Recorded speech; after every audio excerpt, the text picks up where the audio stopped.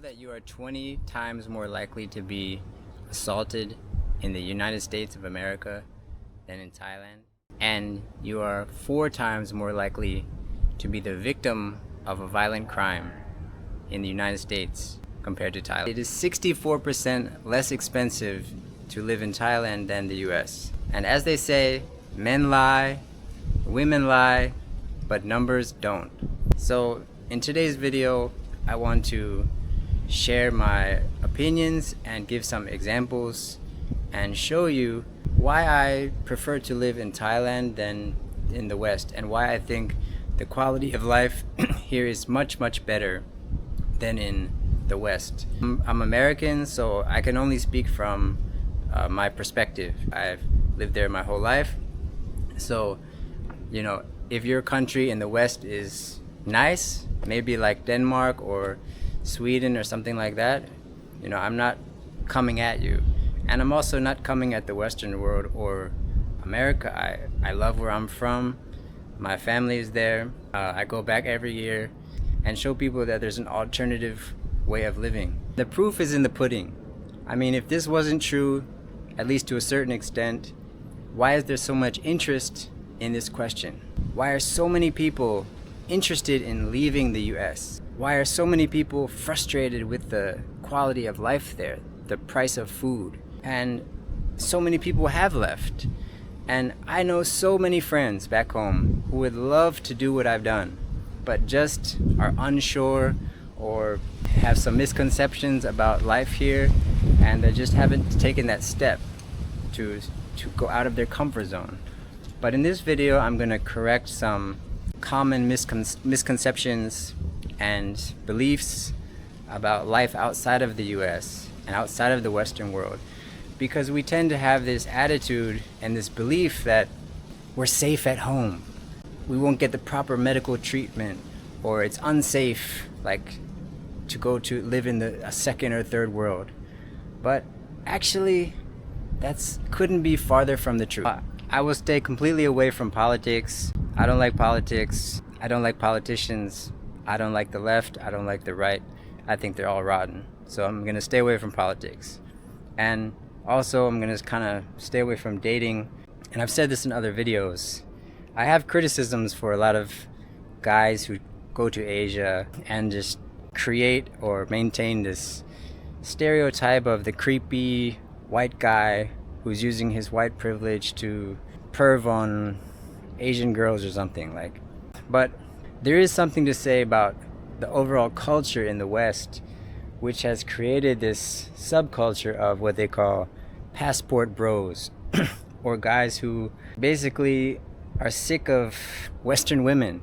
And it's just the attitude or something like that is this is real. So it may be a little taboo to talk about, but this is something that is just the reality. And I think this is a symptom of some of the sickness that you find in Western culture. Okay, so the next thing is common misconceptions. So as I've said, it's much safer to live here than in the US. Another misconception is healthcare. In Thailand, actually, there's something called medical tourism, where people travel from the West to Thailand to get cheaper surgeries, because the healthcare system in Thailand is like state of the art. It's one of the best in the world, and it's much less expensive to get surgery here, even without your insurance, than with insurance in the US. My girlfriend is a doctor, and so I have like a kind of she shares with me some inside perspectives. It's not perfect, especially for doctors working here. Sometimes, like in residency, they're overworked, but that's not the point of this video. I will give you an example that has to do with safety and healthcare. When I was in the States, I was maybe 16 years old, and to make a long story short, I was brutally assaulted, stabbed in my face. I even have the scars on the inside of my lip today. And went to the hospital, and I'll never forget this. I'm bleeding from my face. My lip is barely hanging on onto my face. And the healthcare provider or the insurance lady is like, look me dead in the eye, no expression, no emotion, no panic, and is like, "Do you have healthcare, sir?" And I was like, "What?" And I had to call my dad to come to the hospital with my health insurance card just so that I could be treated. Now, so what I want to say is, if you're looking for quality healthcare, there's literally almost no difference between the States and the US. Maybe there's more technology with some more complicated procedures in the US, but you will be fine here. And a little side note, that's not true of the other countries surrounding Thailand, like Cambodia, Laos. The quality of healthcare is really good here, but it's not the same in the other neighboring countries. Okay, so the next thing that I want to talk about is cost of living. And that kind of goes with the cultural differences that you'll have to get used to. So it's much, much cheaper to live in Thailand. The main things I would say are the cost of food and accommodations. You can find affordable accommodations and high quality food almost everywhere you go. But I have to say, as a side note, Thailand is an extremely different culture from anything that you may have experienced. So what you may be used to or expect from the Western world, you may not find that here. But things that you'll never expect from the Western world, you'll find that here. And I don't have one solution or one answer, because everyone's preferences are different. Everyone's expectations for how they want to live is different. So some people may be happy with just a small studio and that's all they need, but some people may require more. I would say the standard in Thailand is like, you can get basically a studio apartment with air conditioning and a bathroom, and you can get these for very cheap. And for me, I actually like to live like this. I've lived in huge houses before, and I don't like having all that space.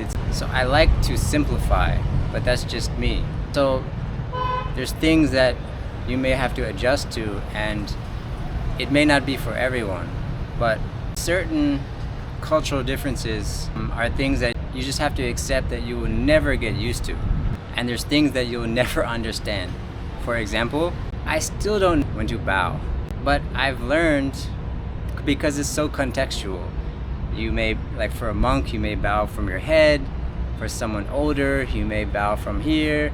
And like, I still don't know. But what I've found is, like, as they say in the West, it's better to be safe than sorry. So it's better to be polite or nice and seem too polite than to seem rude. I just find myself kind of bowing to everyone. If I see the janitor walking, I will bow. And I always get a smile. I always get kind of a laugh. I know it's probably inappropriate, but I just do it anyway, because it feels better that way. As everybody knows, the cost of living in the United States and Europe has gotten out of control. The people are being screwed over. I couldn't believe how expensive food is. When I went to the grocery store, when I went home, I got a cheesesteak for like $17. I couldn't believe it. And you know, I know so many people who have been burnt with student loans. They take a loan for university and the same opportunities are not there. So essentially, students are being scammed, because you're sold a dream. You can take this loan, get this bachelor degree, and then you can pay it off. But then people graduate and the jobs are not there. So it's essentially a Ponzi scheme. It's a scam. And so there's people, I have friends I still know today still paying off their student loans, finding it hard to make ends meet. And they're like engineers, like very smart people. So that's another thing. And just everything is expensive. There's red tape, there's traps, and there's taxes, and just everything is just unlivable, basically. The US has the highest rate of gun violence in the world. And this brings me to the point about safety. When I was in 11th grade, 5 of my friends were shot. 3 of them were killed, and more friends died from overdose and things like that. That's not normal. An 11th grader, a kid, is not supposed to see his friends die. So that's trauma. I'm from Philadelphia. Right now you can YouTube Kensington, Philadelphia, and you'll see the world's largest open drug market. They call us the city of zombies. That's embarrassing, you know, when I'm abroad, I tell people where I'm from, they're like, oh, Kensington, and everyone's seen the videos, right? And the worst part is when YouTubers go there and they just make videos and they think it's cool. They're like with rappers from Kensington and, oh, we're in the city of zombies. And it's like, what are you doing to help? Why don't you take the profits from that video and help people? When I go back to Philadelphia, I'm gonna go to Kensington and I'm gonna help people, because that's what they need. They don't need cameras there. But anyway, the safety is so dangerous in the States, and that's something I appreciate living here. I'll give you some statistics to drive home my sentiment. You're 11 times more likely to be the victim of car theft or auto theft in the US than in Thailand. The US locks up the most people in the world. It has the highest concentration of prisoners compared to anywhere else in the world. And you say, why is that? It's called the prison industrial complex. Prisons in the US are privatized. So private businesses, their incentive is to make a profit. So how do they make a profit? Having more prisoners, building more prisons. So someone is profiting from this. And you're a fool to think that these businesses, these entrepreneurs who profit off of locking people up, they're not connected with lawmakers. That's messed up. So you're 9 times, another fact, you're 20 times more likely to be the victim of assault in the US than in Thailand. To get back to the point about Kensington, I can often relate to Thai people, and I mentioned this in other videos, when you know there's a negative stereotype and there's certain places that everyone has seen on YouTube where there's like the sex industry. I sympathize with Thai people not wanting that to be the reputation of their country, and of course that doesn't represent Thailand, just like Kensington doesn't represent Philadelphia, and it's just a small place. But unfortunately that gets publicized and in a negative stereotype evolves. But I will say, in summary, I'm not saying Thailand is perfect. There's a lot of problems here and there's a lot of poverty here, and not everyone who comes here loves it like me. It's just my opinion, it's my perspective. I've known people that have came here and hate it. I've known people who came here and were like shocked by the state of things and the disarray, and they just didn't like it, where it was too much for them, too much for their senses.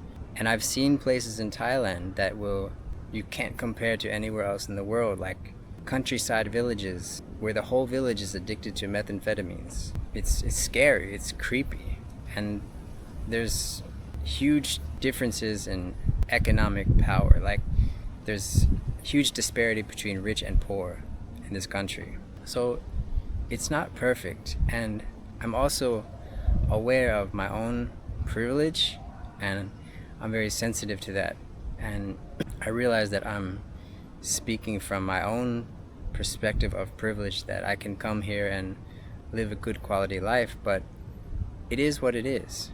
But at the same time, it's very important to be sensitive and aware of your surroundings, and also to come with a helping hand, to try to offer something. I would tell you, if you have good energy, if you're open-minded, like childlike, Thai people will love you. They sense innocence. It has to do with their Buddhist culture. They're all about energy. They read your vibe, and if it's off, they kind of know. So yeah, that's what I want to say in conclusion. It's not perfect, but overall, I think the quality of living is much better than the US. But again, that all depends on what you want, what you're looking for. And yeah, I think if you're on the fence, you should go for it. Places like Thailand and Vietnam and Laos, Malaysia, they're amazing countries with not bad infrastructure, and you can live a decent life as long as you're willing to adapt and get yourself up when you fall. So yeah, thank you for watching this video, and I've reached 1,000 subscribers, so it's kind of like shocking, but I'm just enjoying it. I'm enjoying making videos, and in no way do I think I'm special or more than I am. I've seen people sometimes on YouTube, it's understandable, but they kind of get full of themselves. They become like, they think that they're a celebrity or a star because they've amassed a big following, and it's like, no bro. But anyway, I'm kind of a tech nerd, so I really enjoy the editing. I'm learning a lot about like editing and SEO. So yeah, that's it for today, and see you in the next video. Oh, and please tell me what you think. I want to hear your opinions, comments, questions. What's your experience? Because as I said, everyone has a different experience, different perspective from their home countries in the West, and you know that would shape your perspective coming to a place like Thailand. So yeah, let me know your perspective and your experiences.